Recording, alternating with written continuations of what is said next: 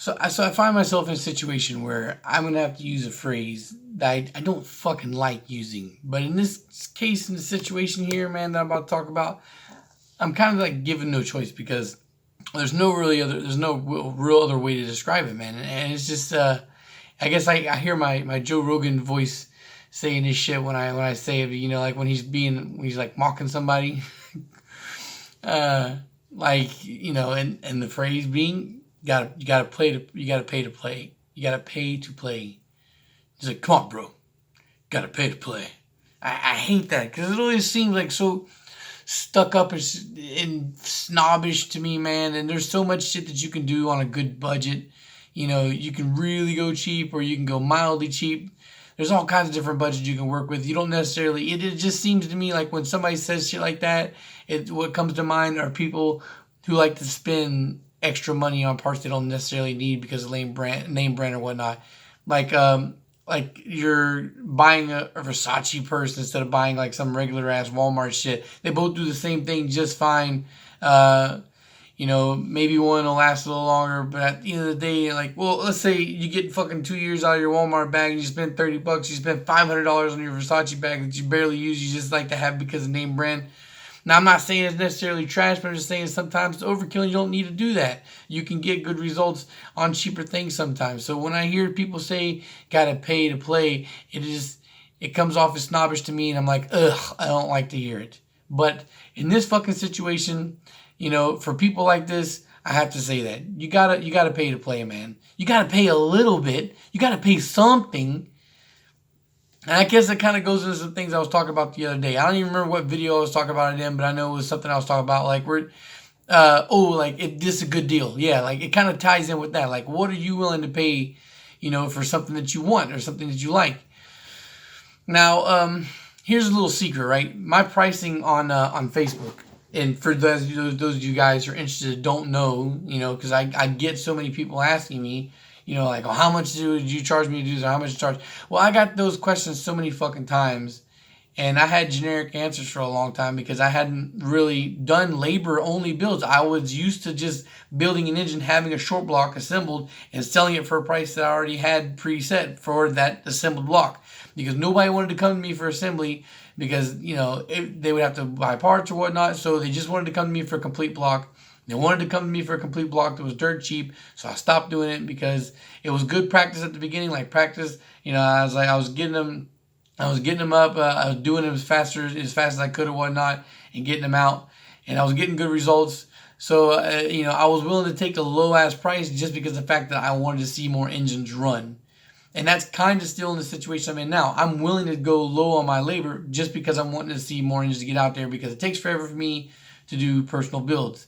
It's easier for me to just put an engine together and like, hey, go run this and get back to me with the numbers. I guess in this situation, I'm not even frustrated or mad for me. It just what kind of frustrated me in this situation where the guy brought up these other companies, and I'm just like, ah, man, just to think that I know that the clientele that these guys have is enormous, and I imagine that they deal with this shit on a regular, but. Man, I try not to be a window shopper because I understand what it's like to take somebody's time up. And, even if they have somebody hired in this position to do that job, it's still, it's a shitty thing to just constantly be answering the phone and to tell people shit that, is never going to pan out. So now I screenshot this and I blurred out dude's name because this dude was the last guy and once again the last person, most recent person in a long line of people who have asked this question or asked questions along this line. But his response to my response was a little more detailed, which is what got me spiraling into thinking about this. Cause I'm looking at my phone like, yeah, really. Yeah, anyway, I don't know. Maybe it's because it's late as fuck in the morning and I'm tired. And maybe that's why I got triggered a little bit by it. But he asked me what the price was for my work, and I sent out a screenshot of my pricing on Facebook because he asked me on Instagram. But even people ask me on Facebook all the time, and they never see it, even though it's stickied. Like my price list for things is sticky to the top. Nobody ever sees it. They scroll right past it, and then they DM me. So I want to just send them a screenshot of the prices. So I said, I said that, and then I think I had some other answer for him and whatnot. We went back and forth, and he's like, "Oh yeah," he's like, "Oh, so I want CSS. Is that going to increase the price?" I'm like, "Yeah, dude. It's kind of hard not to be sarcastic in situations like that. What the fuck do you think? Yes, yes. Doing CSS is going to make the price higher. How much does CSS cost? How much does it cost to ship? Add that to the fucking price. Come on now. 1 + 1 = 2. I'm not paying for your CSS. Why would I do that? It's retarded." Okay, so the guy goes, I was going to send it to, yeah, I told him, it's like, send your block to CNC Works. Send it to them if you want CSS. And then I'm saying too, like, you can ask these guys to assemble the block. If you're going to send it to them and you're paying somebody to build it, might as well do a one-stop shop. Send it to them, have them do the CSS, have them do your piston and rod install, send it back to you. Saves you some effort, because if you send it to them and you ship it back and you ship it to me and you ship it back, the money that you're going to save, possibly, potentially, you're going to spend in the go-between, and not to mention the amount of time you're going to burn. So that's what I'm thinking. I didn't say all that. I just said send it to them. And he's like, right, I was going to send it to them and get that done. He goes, 4 pistons gave me a price for rods and pistons all installed with CSS from a block for like 3. Now, I'm imagining when he says 3, he means $3,000. And now, with me sending them my block and they ship it back for 3,100. CSS gave me a price for 2,400.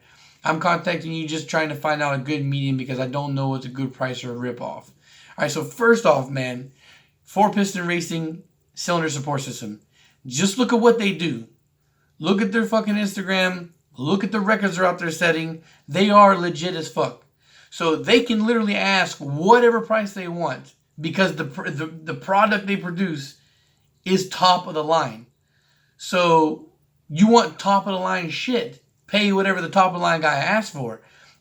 And then so if you're talking about a good price or ripoff, there's nothing that CSS or 4-piston racing is going to produce is going to be a ripoff. There's the reason why everybody uses their shit. Now, and this translates to more than just, these guys. There's plenty of shops out there that do high-quality work. I follow a bunch of them on Instagram. Well, maybe not a bunch, but I follow a handful of guys on Instagram that I'm sure charge way more than I do. But they're all legit, though. They all, they do legit work. So,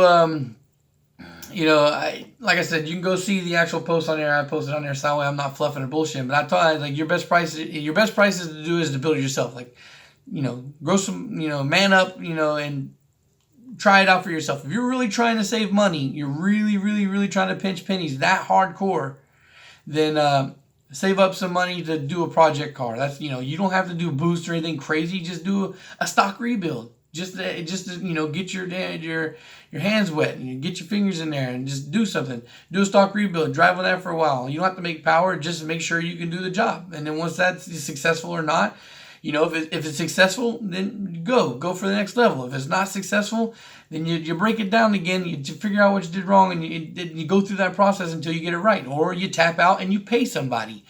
But you can't be like, I don't want to do this because I don't want to fuck it up. I want to use your expertise, but I don't want to pay you no premium price. That's ridiculous, man. If you cannot do the work for whatever reason, or you don't feel confident enough to do the work for whatever reason, then you got to pay. Right? And then, and the thing that bothers me like this is, the one thing being is that I only made that price list because people asked me, and in 99.9% of the people who ask me, they don't come back asking for work. The last person I've actually had come to me for a labor only job in like the last 3 years has got his complete engine sitting under my table for a fucking month, and I haven't got paid. And this is his stuff. He brought me these parts, so I'm sitting on this guy's engines, this guy's engine block. If it was me giving my shit to somebody, I'd be a little nervous about what had happened to it. But hey, whatever, that's the kind of shit I deal with. I'm not tripping on that. I'm not rushing the guy, whatever, because at the end of the day, what's more important to me than the money I'm going to get for that block is the results on the dyno. So that's why I'm cool to do that shit. Now, here's another thing that trips me out too, man. Like, I give you a quote for, for $800 and you think, wow, that's a lot of money. Now, if you're working a minimum wage job or you're not getting paid a lot of money, that could seem like a lot. Even for me, I'm doing all right. And I think that's a lot of money to just spend up front, which is why I also do payments. I'm cool with doing that to make it help and make it friendly for you guys. But besides that, you gotta understand, like, oh man, I don't know, $800. That's good. Well, think about this. That's not all profit. How much of that goes into shipping? How much of that goes into parts? Right? Now, here's the other trip that throws me for a loop. When somebody comes to me and they're like, oh, how much do you charge for this? And I'm like, $350 or $400 or whatever I charge for the labor for whatever they're asking. Like, oh, that includes everything? Like, oh, wait a minute, what do you mean everything? Like, that's parts and everything? Hell, fuck no, it's not parts, man.